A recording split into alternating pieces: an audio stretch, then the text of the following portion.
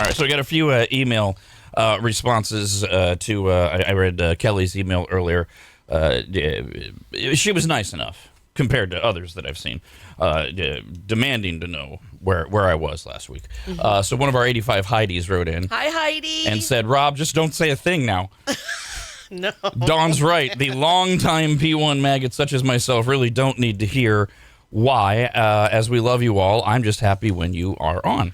A different Kelly wrote in and said, I just want to say something. Mind your own business. If Rob doesn't want to talk about why he was out, he doesn't have to.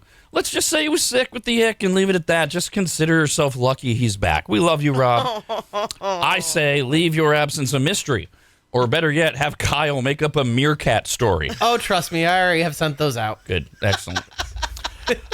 Teresa says, welcome back, Rob. Your team held it down 100%. They did a great job. I'm glad you're back. My morning feels normal again. Oh, yeah. I hope that all is well in your world. Please do not share with the listeners. Oh. We should be happy that you're back. I don't even think those are listeners that are emailing meanly. If the listeners are going to stop listening because they don't know your personal information, then bye, bitch. Fair enough. I actually had a couple things that I wanted to that I did want to share. You may remember last November, I alluded to various things going on in my life and Christina's life, things that couldn't necessarily be shared or expanded upon because they might involve other people. And one of those things, which I am now able to share, which is not meant in any way as an excuse. It's an explanation. Those of you that just need to know why sometimes I disappear. My mother was diagnosed with cancer last June. Breast cancer, which is what her sister died of.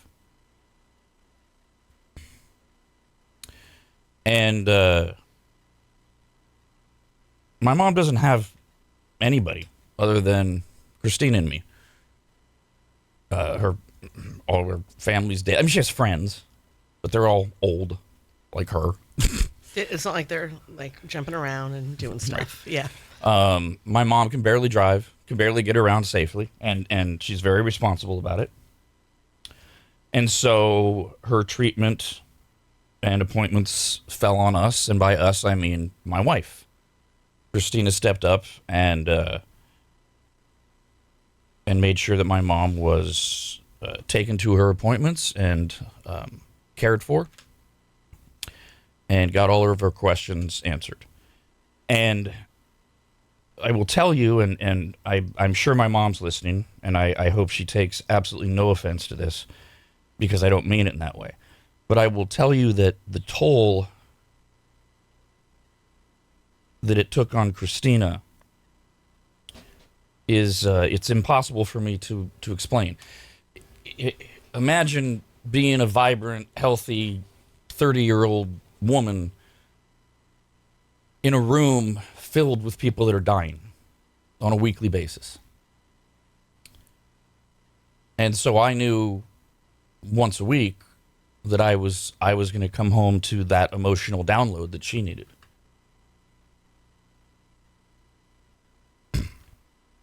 My mom chose not to do traditional chemotherapy. Didn't surprise me at all. In fact, the minute I heard, I texted her and told her I supported her and her decision. She, as I said, her sister died of breast cancer, but she's seen other people go through chemo, and she made the decision about 8 years ago that she would never do anything like that. She would not put herself through what chemo does to a person, which is not to say that chemotherapy does not have its place. I'm not giving you an anti-chemo speech. I'm telling you that my mother made her decision about her body and said, I'm not doing that. I'm not putting that poison inside of me. I'm not letting my family, aka Rob and Christina, see me go through this. So last summer, I prepared for my mother to die.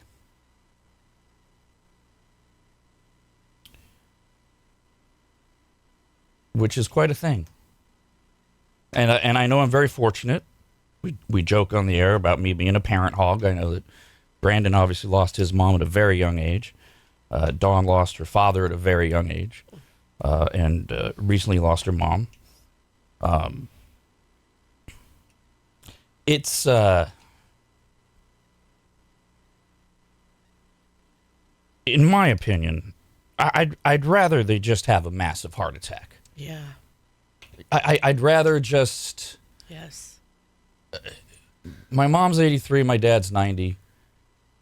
And I hope to God I just get the call whenever it happens from my dad has I call her a caretaker, but she's a friend, and she has my number, and I'd rather she just call and say he's gone. Yeah.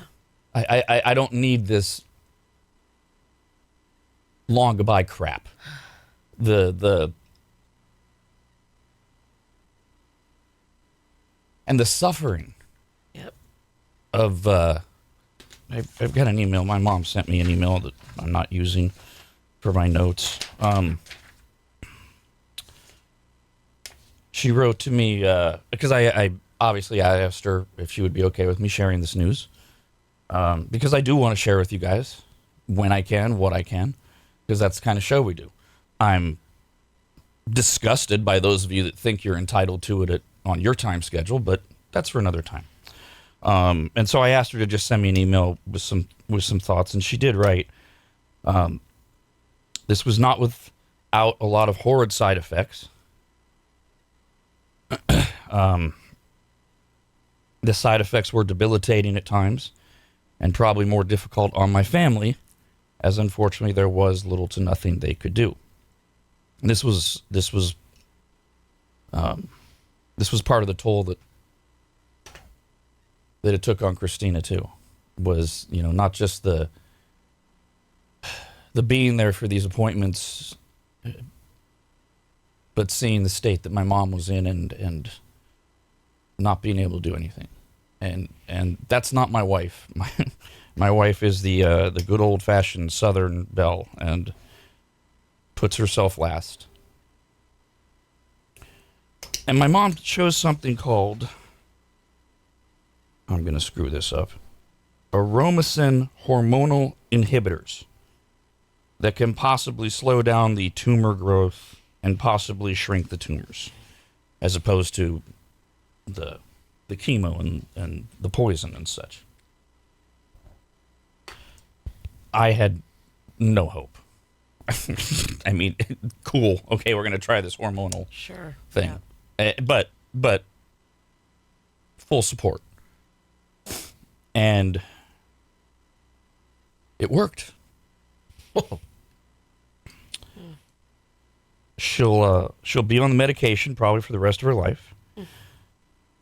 The cancer will never actually go away, but it has not spread. There's no indication that it's spreading, and the tumor has shrunk. Oh, That's fantastic. That's incredible. It was extraordinary news. Yes. When I got it. So there were a few days I had to disappear so that I could take care of my wife or my mother over the last many months.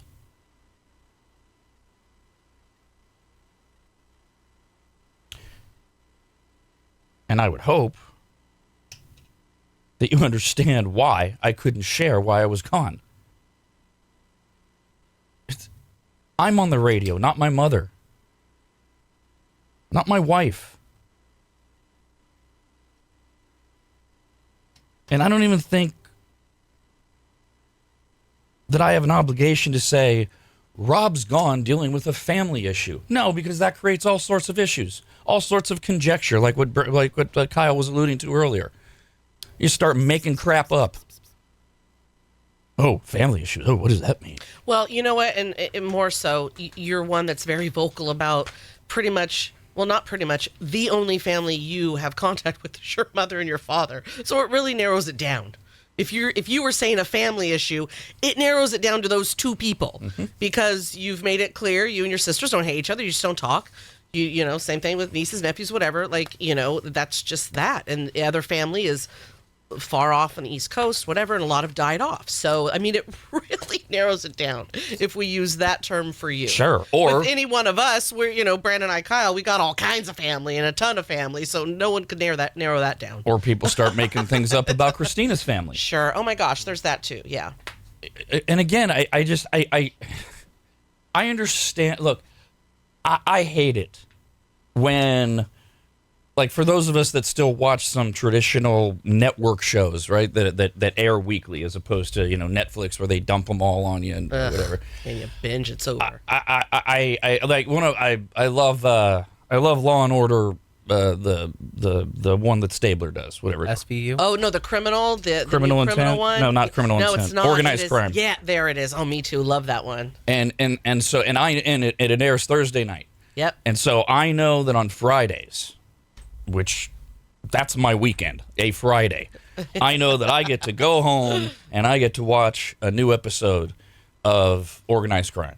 And I hate it when I get home and it didn't air. Because it should have. Yep. Where's my show? And then I move on with my life. So I understand when you tune in and either we're not here at all or I'm not here. I get it. But God damn it.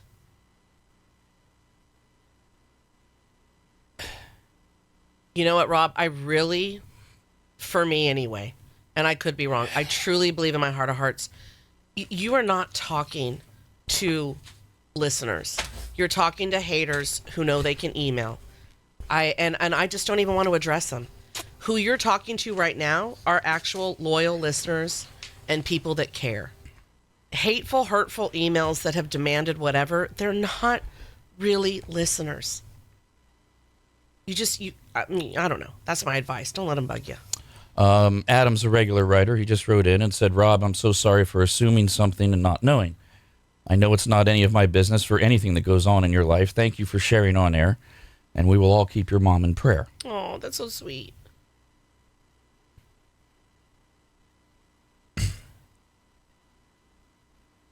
I lost my mother about 3 years ago due to heart failure, but know that we all just care about you and care about the family that you've created on the air. Yeah. Tracy says, thanks for sharing about your mom, Rob. My dad was killed at 53 years of age from a car accident. In hindsight, 14 years later, I thank the Lord I didn't have to watch him die slowly. Oof. He was my rock, but that would have killed me more. Yeah. I commend you and wish you and Christina nothing but love and compassion. My wife's a goddamn hero. There's no other way to say it. Cody says, I was sure this time Rob would actually have some transparency. He's always saying we're a family, but every time we get I'm not inclined to tell you. I get the feeling you just expect us to be there without you being honest, and that's where I am now. Officially done. Okay, good. Get the hell out of here. I don't want anything to do with you. Yeah. Ass. Maybe you just process through that. What the hell? Whoever you When are. did that email come in? I don't know. 5 minutes ago. Really? Well, just, Did- maybe really? this person needs to process whatever it is, you know? Did I not just... Steven says, Rob, your mom is in the prayers of so many, and you and your wife are in our thoughts. Takes a genuine person to do what you do and still entertain all of us idiots. Oh. To all those people that demanded you share your personal life with us, they can go eat a bag of herpes. Oh, wow. I didn't know those come in bags. I've That's, never heard that. That's great. A bag good. of herpes. Christine says, Rob, I'm so terribly sorry to hear about your mother. Don't be. Oh, Don't man. be. She's a survivor. It's an incredible story.